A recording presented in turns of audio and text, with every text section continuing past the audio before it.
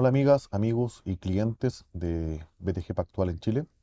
Les damos la bienvenida una vez más a nuestra revisión semanal de los mercados y como es tradición partamos revisando el desempeño de las principales macroclases de activos durante la semana previa. Semana donde el tono pesimista y de toma de utilidades se apoderó del mercado.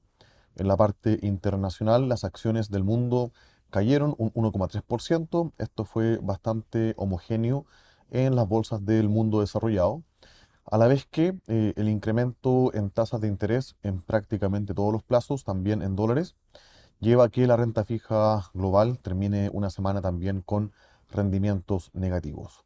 Un rebote en el precio del petróleo, principalmente más que el resto de los commodities, alimenta esta recuperación del índice general y de forma extraña, a pesar de un aumento en la tasa de interés en dólares en los diferentes plazos, más minutas de la Fed que dan cuenta de que la pausa que hizo en la última decisión de política monetaria sería temporal, de todos modos lleva a que la semana termine con una depreciación del dólar a nivel global.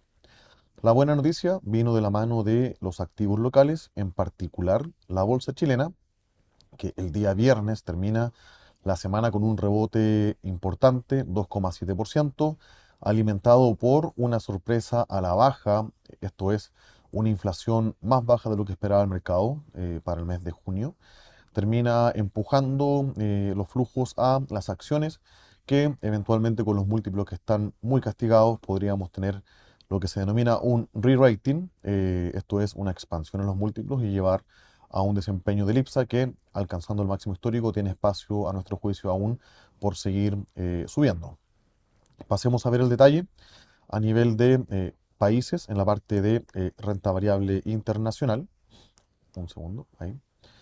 Tenemos que en el mundo desarrollado prácticamente todo negativo, lo que quedó más marcado fue el pobre desempeño de Europa y del Reino Unido.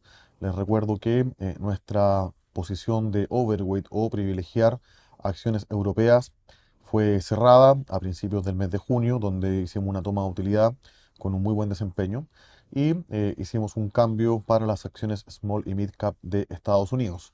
Así de este modo, la semana termina con una caída de casi 3%, tanto en Europa continental como en el Reino Unido. Por otro lado, en el mundo emergente, Latinoamérica principalmente muestra un desempeño positivo. Tanto las bolsas de Brasil como México y en Chile, como lo mencioné recién, siguen con un momentum positivo y con múltiplos que están muy castigados a la fecha. En términos de las sorpresas económicas que hemos visto en los diferentes países del mundo desarrollado, ya estamos apreciando una desincronización de las sorpresas positivas y negativas que entrega tanto Europa como el resto del mundo. De hecho, en este gráfico, que es elaborado por Citi, tenemos la evolución con una medida o media centrada en cero, y la lectura es que cualquier valor sobre ese indicador cero se lee como una sorpresa positiva del dato económico entregado en relación a lo que se esperaba y viceversa. Podemos ver cómo en la línea celeste Europa muestra una tendencia a la baja y de hecho ya empieza a mostrar valores negativos desde prácticamente mediados de mayo. A diferencia de Estados Unidos, por ejemplo, la línea azul más marcada, que en el neto los datos económicos reportados han sido más positivos de lo que esperaba el consenso de mercado. Y de hecho, si vemos lo que pasó la semana pasada en el caso de Estados Unidos, eh, un segundo, ahí. En Estados Unidos la semana pasada tuvimos una batería de datos económicos partiendo con la manufactura, en el caso del PMI, del ISM, mostrando un resultado mejor de lo que esperaba el mercado. En el caso de también el PMI de servicios, ahí mostrando una lectura bajo 50 puntos y un nivel de creación de empleo a través de la encuesta ADP que sorprende de forma positiva y sustancial a la estimación del mercado. Sin embargo, el dato oficial de empleo, que se publica finalmente el día 7, termina sorprendiendo negativamente al mercado. Sin embargo, este nivel de 209.000 puestos de trabajo sigue siendo un nivel bastante dinámico, considerando que la inflación, perdón, que el desempleo en Estados Unidos se encuentra en un nivel bastante bajo, de hecho 3,6%.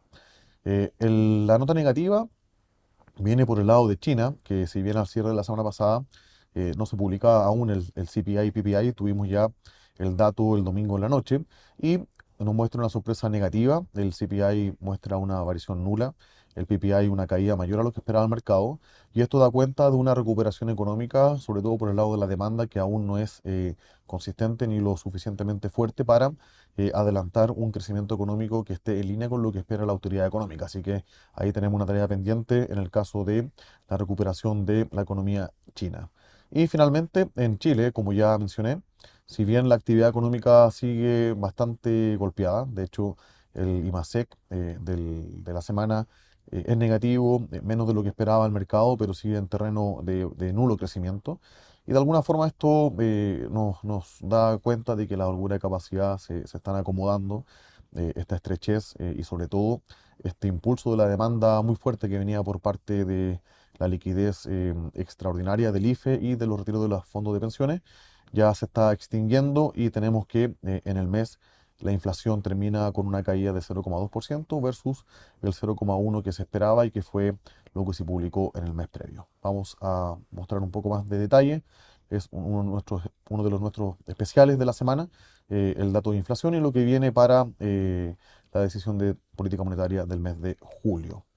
Si revisamos qué pasó, por ejemplo, ahora con la renta fija global, como ya había adelantado, tenemos un rendimiento negativo prácticamente en todas las clases de activos, explicado en parte por un aumento en la tasa base, pero también por un aumento marginal en los spread crediticios.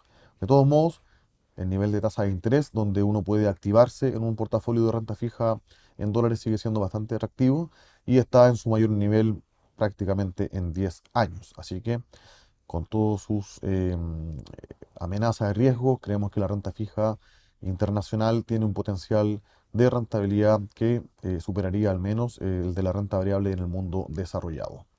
Siguiendo con las monedas, una semana bastante anómala, donde vemos que las tasas de interés se incrementan, pero que las monedas se aprecian versus el dólar. Eso fue en el mundo desarrollado y en el mundo emergente la situación fue la contraria, donde prácticamente todas se deprecian y eso incluye al peso en Chile.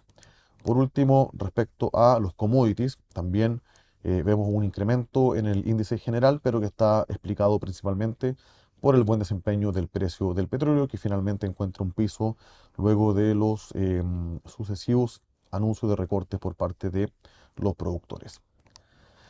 Respecto a las noticias de la semana, dos en particular. La primera, la inflación en Chile sigue una senda bajista, como muestra acá cuatro gráficos. El primero da cuenta arriba a la izquierda de la evolución año contra año, de la inflación completa y la inflación core, esto es eliminando los elementos volátiles como energía y alimentos. Ya está en una senda bastante pronunciada a la baja, aún muy alejada de la meta y rango que tolera el Banco Central, pero más adelante veremos que tanto con las proyecciones del equipo macro de BTG como la del consenso del mercado, este anclamiento al 3% está anticipado que se daría de cara al segundo semestre del próximo año. Tenemos la inflación core en bienes, servicios, que también sigue con una tendencia a la baja. En servicios ha sido un poco más sticky, como se dice, más persistente, pero ya llevamos ahí un par de entregas que está mostrando finalmente una vuelta y transando a la baja. Eh, Abajo los índices de difusión también hemos visto ya un cambio de tendencia y eventualmente eso se vería consolidado en las próximas entregas de inflación.